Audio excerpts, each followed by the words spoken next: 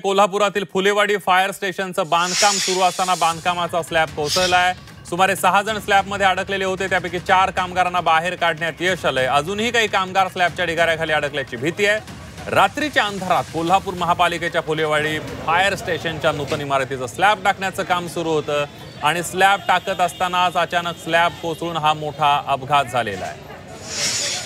आणि याविषयी अधिक माहिती घेण्यासाठी जाऊया थेट कोल्हापूरला। आपले प्रतिनिधी प्रताप नाईक आपल्या सोबत जोडले गेलेले आहेत। प्रताप, अजूनही काही कामगार आत अडकले असल्याची भीती व्यक्त केली जाते, काय सध्याची परिस्थिती आणि बचाव कार्य कसं सुरू आहे प्रताप?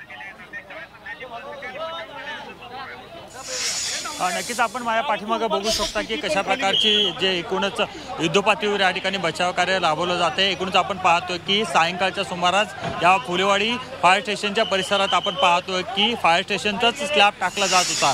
रात्रीच्या अंधारात हा स्लॅब टाकला जात होता, त्यामुळे आपण पाहतोय की हा स्लॅब अचानक कोसळला आणि ढिगाऱ्याखाली सर्व कामगार जे आहेत ते अडकले अशा प्रकारची माहिती मिळाली। सुरुवातीला आपण पाहतो की 4 जणांना या ठिकाणाहून बाहेर काढण्यात आलेला आहे, पण एकूणच आपण पाहतो की आणखी काही जण ढिगाऱ्याखाली अडकल्याची भीती जी आहे ती व्यक्त केली जाते। एकूणच आपण पाहतो की प्रशासन या ठिकाणी युद्धपातळीवर काम करते आणि त्याचबरोबर कुठल्या प्रकारची आपत्ती होऊ नये यासाठी प्रयत्न करताना दिसतात। कोल्हापूरचे एसपी आहेत आपल्यासोबत, आपण त्यांच्याशी बोलूयात। सर, मला सांगा की किती जण अडकले होते, काय परिस्थिती आहे, सर्वांना बाहेर काढण्यात आलेलं आहे?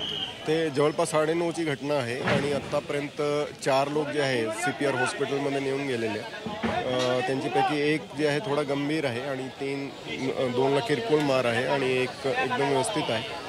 आता अशी माहिती आहे की बहुतेक आतमध्ये आणखी कोणी नसणार, तरी पण मॅन्युअली ते पूर्ण मलबा काढल्यानंतरच सांगता येईल की स्थिती काय आहे।